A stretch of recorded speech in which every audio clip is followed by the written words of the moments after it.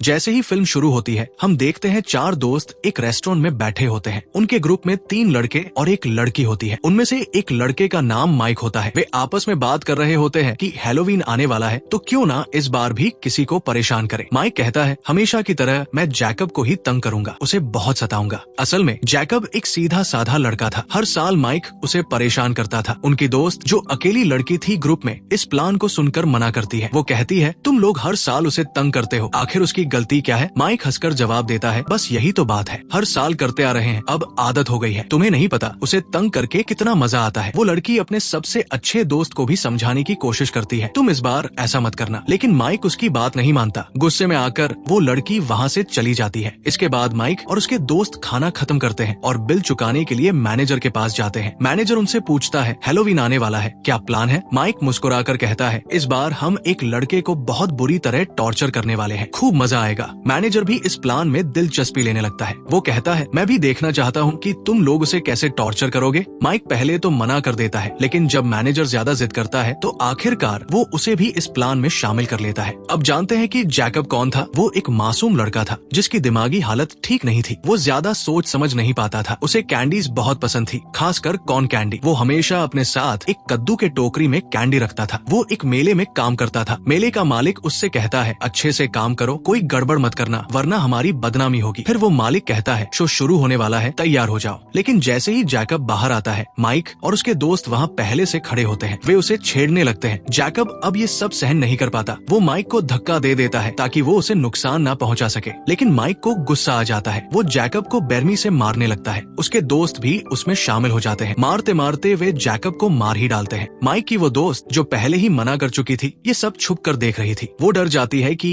इन्होंने तो एक इंसान की जान ले ली। फिर हम देखते हैं कि माइक और उसके दोस्त घर चले जाते हैं, लेकिन उन्हें जरा भी पछतावा नहीं होता। वे कहते हैं गलती जैकब की थी, हर साल हम उसे तंग करते थे, लेकिन इस बार उसने हमें धक्का दे दिया तो क्या हमें गुस्सा नहीं आएगा। मतलब वे बहुत बेरहम थे। दूसरी तरफ माइक की दोस्त जैकब के लिए बहुत बुरा महसूस कर रही थी। उधर जब मेले के मालिक को पता चलता है कि जैकब की हत्या हो गई है तो वो गुस्से से भर जाता है। वो कहता है कोई मेरे आदमी को कैसे मार सकता है, वो तो बहुत नेक दिल था। मालिक जैकब के शरीर को उठाकर अंदर ले जाता है। फिर वो उसके चेहरे पर एक मास्क पहनाता है और एक अजीब सा अनुष्ठान करता है। इसकी वजह से जैकब की आत्मा फिर से शरीर में लौट आती है। अब वो घायल जैकब एक खूंखार रूप ले लेता है अपने हत्यारों से बदला लेने के लिए। दूसरी ओर माइक की दोस्त सीधे शेरिफ के पास जाती है। वो उसे सब कुछ बता देती है, माइक और उसके दोस्तों ने जैकब को कैसे मारा। शेरिफ उसकी बात सुनकर कहता है ठीक है मैं इसे नोट कर रहा हूँ, लेकिन अभी तक किसी ने इसकी रिपोर्ट नहीं की है। लेकिन फिर शेरिफ को कुछ ऐसा पता चलता है जो सबको हैरान कर देता है। शेरिफ को जब पता चलता है कि उसके अपने बेटे ने भी जैकब को टॉर्चर किया था तो उसे यकीन ही नहीं होता। मैं खुद शहर का शेरिफ हूँ, मेरा बेटा ऐसा कैसे कर सकता है। वो सीधा मेले के मालिक के पास जाता है और पूछता है जैकब कहाँ है, उसके साथ क्या हुआ। मालिक जवाब देता है तुम लोगों को गलतफहमी हुई है, वो मरा नहीं था, बस घायल था, मैंने उसे घर भेज दिया आराम करने के लिए। असल में मालिक के इस कदम के बाद अब जैकब की मौत को आधिकारिक तौर पर गिना नहीं जा सकता था। शेरिफ जैकब के घर जाता है और दरवाजा खटखटाता है, लेकिन जब कोई दरवाजा नहीं खोलता तो वो वापस लौट जाता है। फिर हम देखते हैं माइक की महिला दोस्त को। उसका एक दोस्त उससे मिलने आता है और बताता है शेरिफ ने पूरी जांच कर ली है, उसे पता चला है कि जैकब अभी भी जिंदा है। ये सुनकर वो राहत की सांस लेती है, शुक्र है जैकब बच गया। अब हम मैनेजर को देखते हैं जिसने माइक के साथ मिलकर जैकब को मारा था। वो किसी से कह रहा होता है इस बार की हैलोवीन बहुत मजेदार रही, पहली बार इतना मजा आया। फिर वो वॉशरूम जाता है, वहाँ उसे एक कद्दू की टोकरी दिखती है जिसमें कॉर्न कैंडी रखी होती है। वो जैसे ही उसे खाने के लिए उठाता है तभी जैकब वहाँ आ जाता है। जैकब उसे बेरमी से मारता है, उसका पेट फाड़कर। इसका मतलब था कि जैकब ने अपने एक कातिल से बदला ले लिया। इसी दौरान शेरिफ वहाँ पहुँचता है और जांच शुरू करता है। उसे चारों तरफ कॉर्न कैंडी बिखरी हुई मिलती है। जांच करते करते शेरिफ को पता चलता है कि मैनेजर भी उन लोगों में शामिल था जिन्होंने जैकब को टॉर्चर किया था। अब उसे शक होने लगता है कि ये हत्याएं जैकब ही कर रहा है। वहीं माइक की महिला दोस्त भी अपने सबसे अच्छे दोस्त के साथ वहाँ पहुँचती है। शेरिफ उन्हें सब कुछ बता देता है। जब माइक और उसके दोस्तों को ये बात पता चलती है तो माइक कहता है ये नामुमकिन है, जैकब किसी की हत्या नहीं कर सकता, उसमें इतनी हिम्मत ही नहीं है, अगर होती तो वो खुद को बचा लेता। फिर वो आगे कहता है शायद मैनेजर का कोई दुश्मन होगा जिसने उसे मार दिया, ये जरूरी नहीं कि जैकब ही हो। हो। बाकी दोस्त भी माइक की बात मान लेते हैं और इसे बस एक संयोग समझकर छोड़ देते हैं। लेकिन जैसे ही वे माइक के दोस्त के घर से बाहर निकलते हैं, वो कुछ अजीब सा महसूस करता है। वो जैसे ही आगे बढ़ता है, उसे भी कद्दू की टोकरी दिखाई देती है। वो चौंक जाता है, ये यहाँ कैसे आई? उसी समय जैकब अचानक उस पर हमला कर देता है। वो उसे पकड़कर दीवार से चिपका देता है और अपने हाथों से उसकी रीढ़ की हड्डी खींच लेता है। इससे उसकी तुरंत मौत हो जाती है। दूसरी तरफ शेरिफ का शक अब यकीन में बदल जाता है। उसे पूरा विश्वास हो जाता है कि जैकब ही ये सब कर रहा है। फिर वो फिर से मेले के मालिक के पास जाता है और कहता है, सच बताओ जैकब कहाँ है? मालिक फिर वही जवाब दोहराता है, मैंने कहा ना, वो घायल था, मैंने उसे आराम के लिए घर भेज दिया। तभी एक पुलिस अफसर वहाँ आता है और बताता है, माइक का एक और दोस्त मारा गया। शेरिफ वहाँ पहुँचता है और उसे फिर से कॉर्न कैंडी बिखरी हुई मिलती है। अब उसे पूरा यकीन हो जाता है कि ये हत्याएं जैकब ही कर रहा है। वो तुरंत जैकब के घर जाता है, लेकिन वहाँ जैकब नहीं होता। फिर उसे जैकब के बिस्तर के नीचे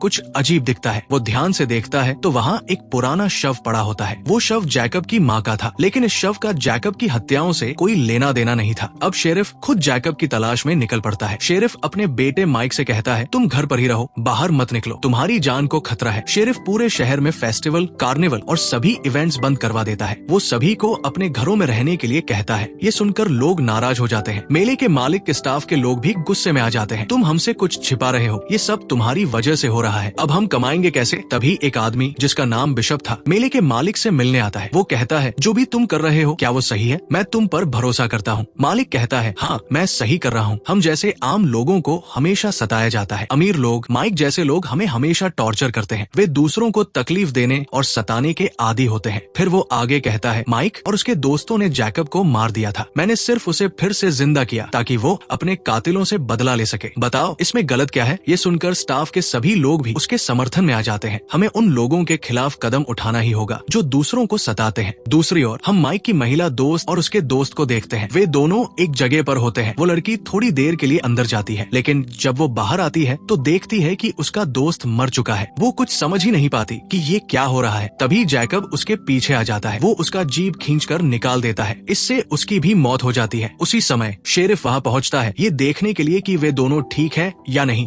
लेकिन जब वो अंदर जाता है तो देखता है कि उनकी लाशें पड़ी है। अब उसे पूरी बात समझ आ जाती है। वो तुरंत माइक को फोन करता है, तुम्हारे सारे दोस्त मारे जा चुके हैं, अब जैकब तुम्हें मारने आएगा, घर से बाहर मत निकलना। लेकिन माइक गुस्से में आ जाता है, अब बहुत हो गया। वो गुस्से में घर से बाहर निकल जाता है और सीधा कार्निवल की तरफ जाता है। वो मालिक से जाकर पूछना चाहता है कि आखिर ये सब क्या हो रहा है, लेकिन जैसे ही वो वहाँ पहुँचता है, मालिक के आदमियों में से एक उसे बेहोश कर देता है। इधर जब शेरिफ घर लौटता है तो वो माइक को घर में नहीं पाता। तभी उसे मेले का मालिक वहाँ खड़ा दिखता है। शेरिफ तुरंत उस पर बंदूक तान देता है, मेरा बेटा कहाँ है? लेकिन तभी पीछे से बिशप आता है और शेरिफ को जोर से मारकर बेहोश कर देता है। इसके बाद मेला मालिक चाकू उठाता है और शेरिफ का सिर धड़ से अलग कर देता है। शेरिफ की वही मौत हो जाती है। अब हम माइक को देखते हैं। जब वो होश में आता है तो देखता है कि वो एक कुर्सी से बंधा हुआ है। चारों ओर कोई नहीं था। वो बेबस और लाचार महसूस करता है। तभी उसे दूर से एक गाड़ी आती हुई दिखती है। वो पहचान जाता है कि ये उसके पिता की गाड़ी है। पापा मुझे बचाने आ गए, लेकिन ये उसकी गलतफहमी थी। उसकी पिता की गाड़ी में शेरिफ खुद नहीं था, उसका सिर था। कटे हुए सिर को देखकर माइक जोर जोर से रोने लगता है। अब उसे एहसास होता है कि उसकी भी मौत तय है। अब सभी मर चुके थे, कोई नहीं बचा था। तभी जैकब सामने आता है, माइक को धीरे धीरे टॉर्चर करके मारने के लिए। वो पहले उसकी दोनों बाजू काट देता है, फिर उसके दांत एक एक करके निकालता है और इस दर्दनाक मौत के साथ माइक का भी अंत हो जाता है। अब सीन बदलता है। हम मेले के मालिक को देखते हैं। वो किसी और शहर में नया मेला लगा चुका था। वहाँ वो एक लड़की को एक हार देता है। वो हार माइक के दांतों से बना हुआ था। लड़की पूछती है,